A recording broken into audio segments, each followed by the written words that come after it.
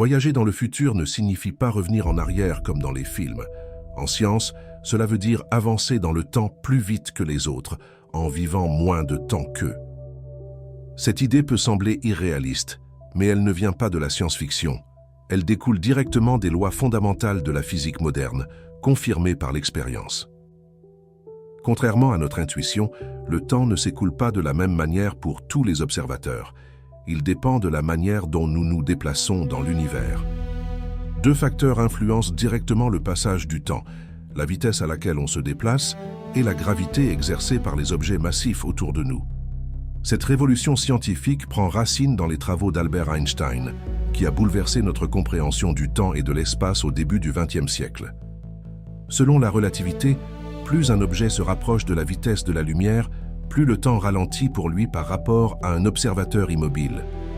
Ce phénomène porte un nom précis, la dilatation du temps. Il signifie que deux horloges peuvent indiquer des heures différentes selon leur mouvement. La dilatation du temps n'est pas une théorie abstraite. Elle a été observée, mesurée et confirmée expérimentalement à de nombreuses reprises.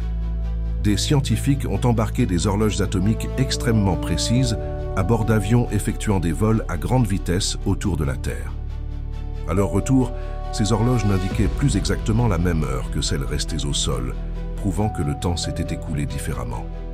Les astronautes à bord de la Station spatiale internationale vivent eux aussi cet effet, vieillissant très légèrement, moins vite que les humains restés sur Terre.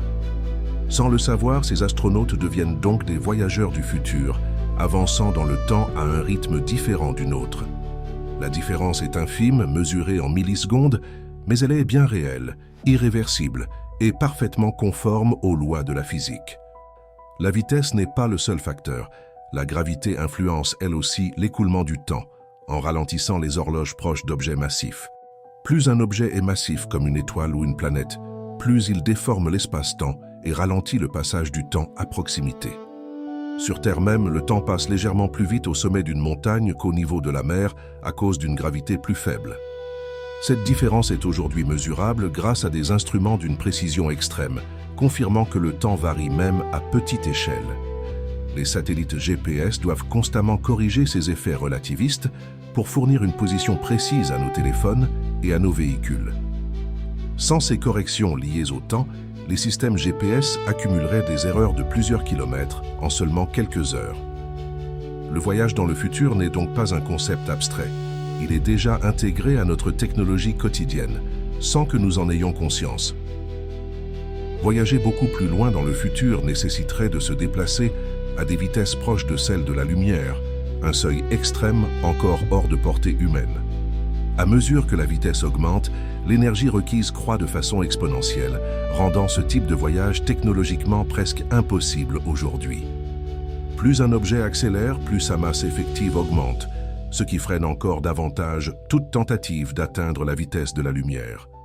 Aucune technologie humaine actuelle ne permet de surmonter ces contraintes énergétiques et physiques fondamentales.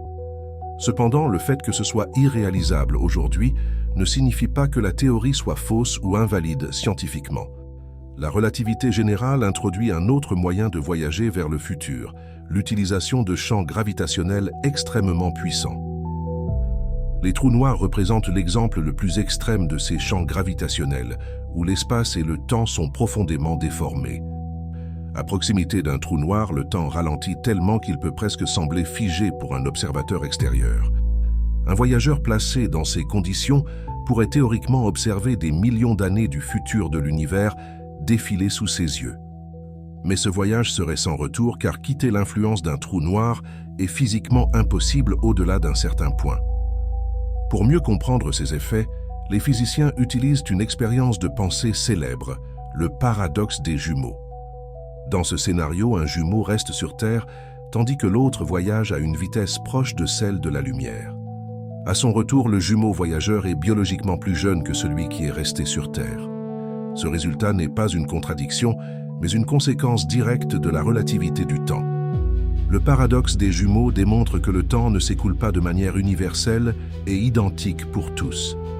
Contrairement au voyage vers le passé, voyager vers le futur ne crée aucun paradoxe logique ou causal. Le passé, en revanche, poserait des contradictions majeures aux lois connues de la physique et de la causalité. C'est pourquoi la science autorise le voyage vers le futur, mais reste extrêmement prudente concernant le passé. Certaines théories vont encore plus loin et suggèrent que le futur pourrait déjà exister, tout comme le passé. Cette idée est connue sous le nom d'univers bloc, où le temps serait une dimension similaire à l'espace. Dans ce modèle, nous ne créerions pas le futur, nous nous contenterions de le traverser. Cependant, cette vision reste débattue et n'est pas acceptée par tous les physiciens. À l'échelle humaine, notre perception du temps est très différente de sa réalité physique. Le cerveau ne perçoit pas le temps directement, mais reconstruit une sensation de continuité à partir de souvenirs. Le présent que nous vivons est en réalité légèrement décalé par rapport aux événements réels. Ce décalage est trop faible pour être perçu consciemment, mais il montre que notre expérience du temps est une construction. La science moderne exploite pourtant ces effets temporels chaque jour, sans que nous en ayons conscience. Le voyage vers le futur n'est donc pas un mythe, mais une réalité mesurable à petite échelle. Il est cependant strictement limité par les capacités technologiques actuelles de l'humanité. Atteindre le futur lointain reste aujourd'hui hors de portée, mais pas hors des lois de la physique. La recherche scientifique continue d'explorer la nature profonde du temps.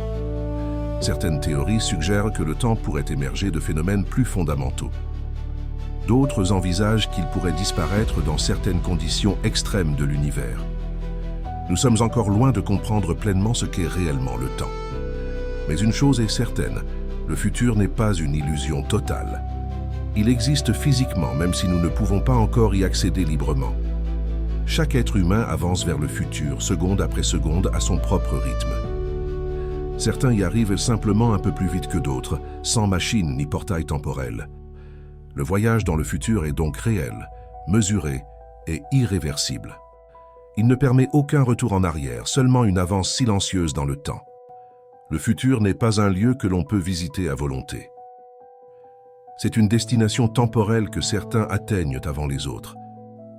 Nous avançons tous vers lui, portés par les lois fondamentales de l'univers. Voyager dans le futur est donc scientifiquement possible, mais uniquement dans un sens, sans jamais pouvoir revenir en arrière. La vraie limite n'est peut-être pas le temps, mais notre compréhension de celui-ci. Chaque découverte scientifique nous rapproche d'une vision plus claire du futur, mais elle soulève aussi de nouvelles questions encore plus profondes. Le temps reste l'un des plus grands mystères de la science moderne. La question n'est donc plus de savoir si nous pouvons voyager dans le futur, mais jusqu'où la science nous permettra d'y aller avant qu'il ne nous rattrape. Abonne-toi pour ne rien manquer. La science a encore beaucoup à révéler et le temps continue d'avancer.